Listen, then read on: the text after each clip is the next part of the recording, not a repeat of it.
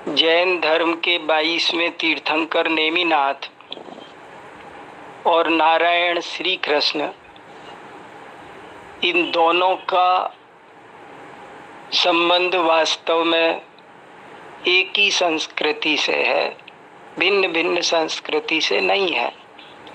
ये दोनों मूलतः श्रमण संस्कृति से संबंधित महापुरुष हैं।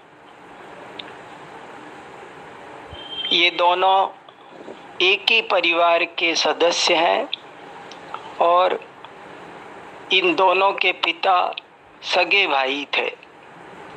नारायण श्री कृष्ण के पिता वसुदेव और तीर्थंकर नेमिनाथ के पिता समुद्र विजय, ये दोनों सहोदर भ्राता थे।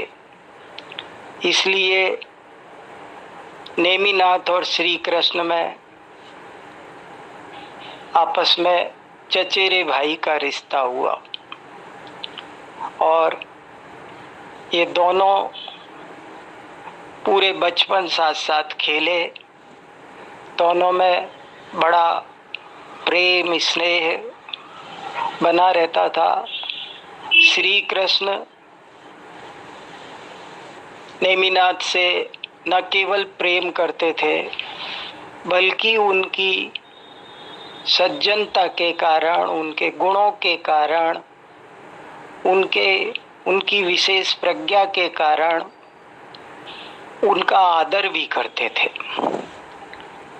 और बहुत ही स्नेह के साथ में इनका जीवन व्यतीत हो रहा था। आखिरकार नेमिनाथ निर्ग्रंथ दिगंबर मुनि हो गए। उन्होंने, उनके विवाह की कथा हम सबको पता है।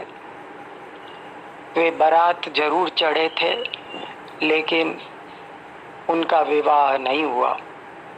उनको बीच में ही वैराग्य हो गया और वे गिरनार पर्वत पर जाकर निर्ग्रंथ दिगंबर मुनि हो गए थे।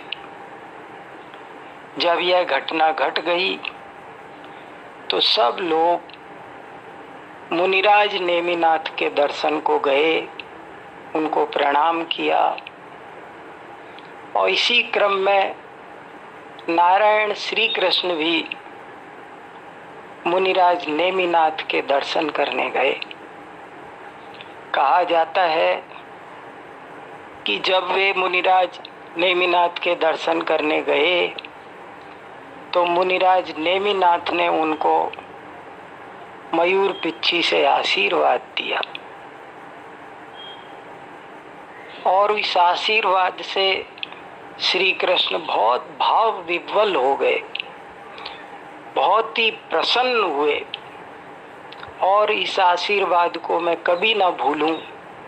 इस भावना से उन्होंने वहीं ये निर्णय किया कि मैं इस आशीर्वाद को हमेशा अपने मस्तक पर रखूंगा और तब से उन्होंने अपने मुकुट में मोर पंख लगाना प्रारंभ कर दिया। आज हमको, आपको जो श्री कृष्ण के मुकुट में मोर पंख दिखाई देता है, वह और कुछ नहीं, उसका और कुछ कारण नहीं, बल्कि वह तीर्थंकर नेमिनाथ का, मुनिराज नेमिनाथ का आशीर्वाद ही है। इस तरह ये दोनों महापुरुष 63 सला का पुरुषों के अंतर्गत आने वाले तीर्थंकर नेमिनाथ अभी मोक्ष गए, नारायण श्री कृष्ण बाद में मोक्ष जाएंगे। ये सब सिद्ध होंगे। इन सभी सिद्धों को हमारा बारंबार प्रणाम हो।